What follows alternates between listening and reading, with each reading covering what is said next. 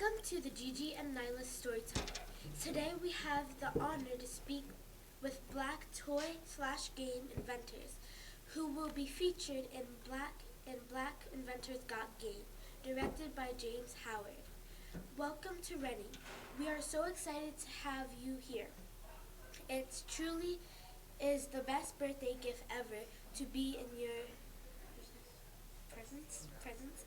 Joining me today is Elliot Eddie, creator of the entrepreneur game, the only STEM.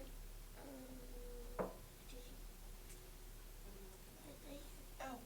need to expand about that.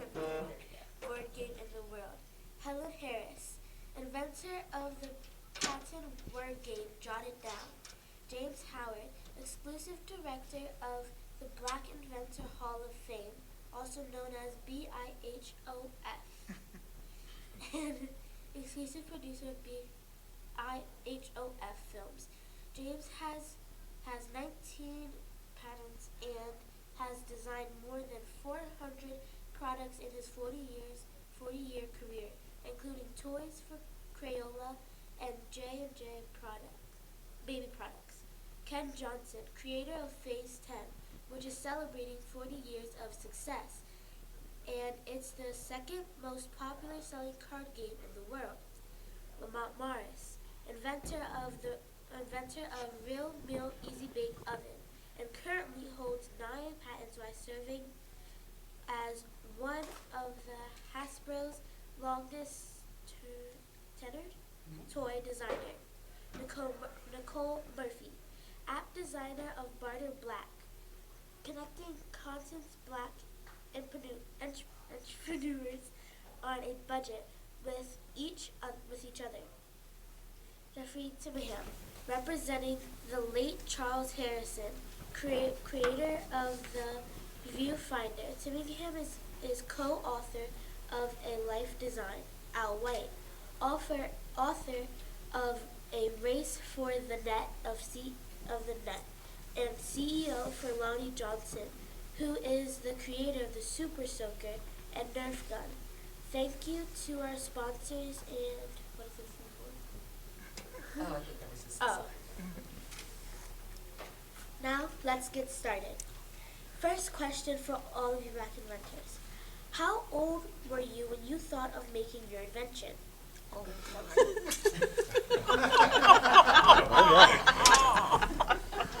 Okay, so my very first game that was published, I was 19.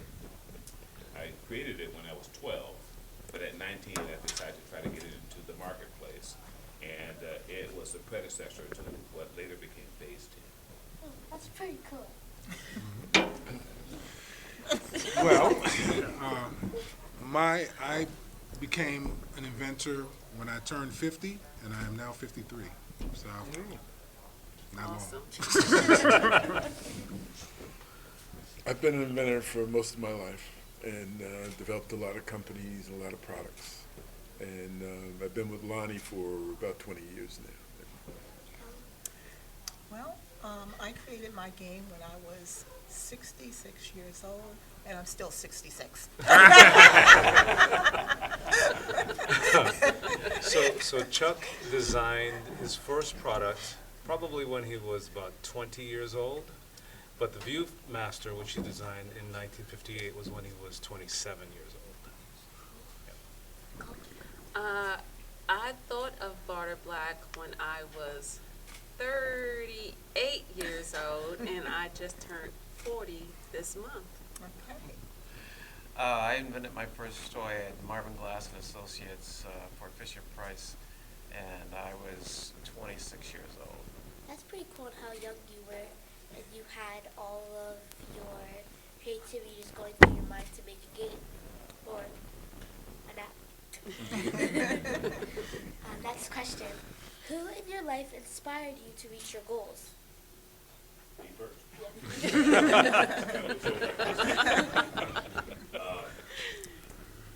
Who inspired me? I'm not sure I have a particular person. I would probably say, though, my father he inspired me in that he encouraged me that I could do whatever I sought to do. I could achieve whatever I desired. And so, while not a direct inspiration in the game business, an inspiration for life he proved to be. You know, there wasn't one particular person that inspired me in this, but I draw my inspiration from people who have something and they continue to try, and you know, whether it's successful or not, they just continue to do it day in and day out, and that really inspires me. I think my biggest inspiration was my mom. She was like, do whatever it takes. And my older brother, who really kind of laid the groundwork for me when I decided I was going to leave banking and go on my own. And I think that was like kind of my biggest inspiration. And my biggest inspiration was my mother and my father. My father only went up to the 6th grade, and my mother dropped out of school in the 11th grade. And yet I saw them accomplish so much.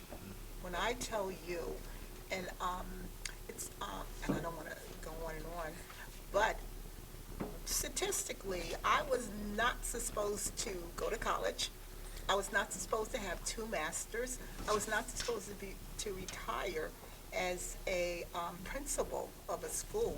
If you listen to the Monaghan's, and I know you don't know that Daniel Monahan story, because my parents did not finish high school. So they were my inspiration to let me know that I could do anything that I put my mind to. That's cool. I like that. So for me, Chuck was one of my major inspirations. Worked with him for more than 20 years. He was a teacher of mine in graduate school. But for him, he had many mentors. It started off with his older brother, who was about 10 years older than him, went to his parents. But as he got into industry and got into higher education, that's where he really found people that helped him to understand his potential and his capability and what he could actually contribute to the industry. So those are the folks that really, he stands on their shoulders. I have 2. My boys, Cameron and Jackson, definitely inspired me because I definitely hope to leave a legacy for them. And then the second is black entrepreneurs, like especially the ones that have taken to bartering, and that are expanding their brand and growing their business by connecting and building those relationships with other business owners. And the stories that I hear are just like absolutely amazing. So I'm definitely inspired by the people who are actually taken to the concept. My mom and dad, actually, they gave me the freedom to do whatever I wanted to do, but I would say that my big sister bought me an electronic kit when I was a kid. I was about 12, 13 years old, and that got me going, and it helped me to think outside the box, because the electronic kit allowed me to work inside the box, but at some point I began taking those parts and pieces and components and buying my own parts, pieces, and components, and working outside of that first box that she bought for me. Going back to Nicole's answer of your boys, Cameron and Jackson, actually my godbrother's name is Jackson, and now I'm older than him because, we're the same age, but now I'm older than him because today's my birthday, and he pushes me a lot to do my best even though we're the exact same age. Awesome. That's awesome. Awesome. Yeah. Do you push him back? Next question. If you could tell your younger self something, what would it be?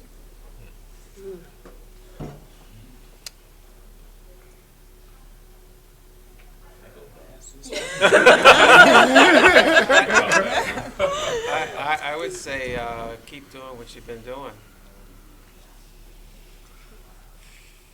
I would say take every opportunity that's given to you. Don't pass up on anything, and go for it. Go for it. For me, I would say find more mentors who are in the spaces that you want to be in, and lean on them. Lean on them heavily. Don't let labels limit you. I started out in education. I had no idea, none, that I would end up creating a game. So I knew nothing about the gaming world whatsoever, but thank God for Google and research. And then I turned the board game into a digital game. I knew nothing. You heard my age, right? I kind of fudged a little bit. But I knew nothing about the technology world. But there were people around me that knew about the technology world. And so I tapped into them. I had two mentors, two males, that were in Georgia that I have yet to meet, but we would Zoom. So don't let labels define you. Yes.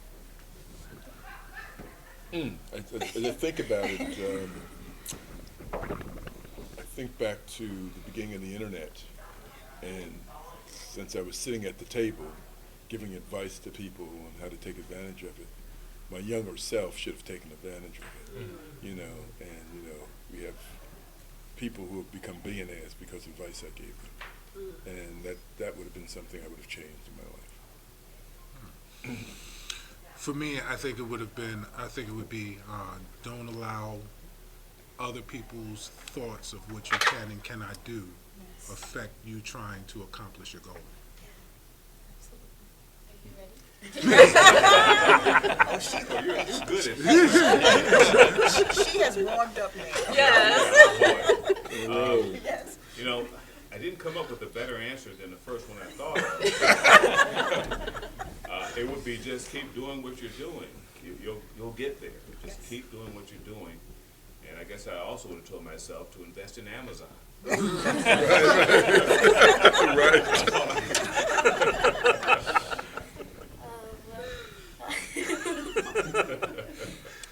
last question is, how much pressure did you have being a black inventor in today's society?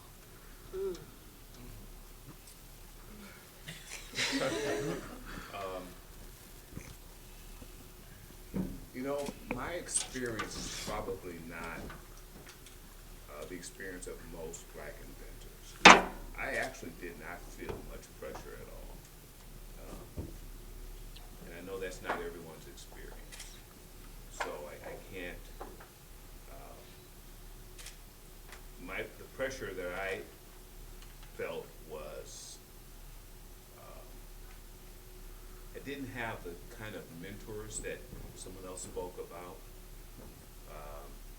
And so the pressure, I guess, I felt was just trying to figure it out. And I'm not sure that's related to being black as much as just an entrepreneur trying to figure it out. So I know that's probably not everyone's experience, particularly those that were in the corporate realm. But because I was independent, I did not feel pressure related to my race as much as just inexperience and trying to figure it out. Yeah, that's an interesting question. I don't believe I really felt any pressure because I was someone coming into a field that I had not been into, knew nothing about manufacturing. I knew nothing about it, so there was no pressure to add up to anything. There really wasn't any pressure. There was just, you know, work to do. And as a black inventor, I understand that there are issues and things that is possible to stop you, but I also believe that if you really are going after what you're going after, nothing can stop you. If Lonnie Johnson was here, he would say that the pressure for him was growing up in the segregated South and trying to exceed the expectations of a lot of his teachers and advisors. And the fact that he was not expected to go to college and now has 3 degrees, PhD, master's in nuclear engineering, and a BS in mechanical engineering. He doesn't think pressure, for him, Lonnie would always say, pressure just motivates me to go further. And I would say that in my time that I've spent with him, the motivation and saying no to Lonnie is like absolutely nothing to him. You know, tell him no and he'll get going.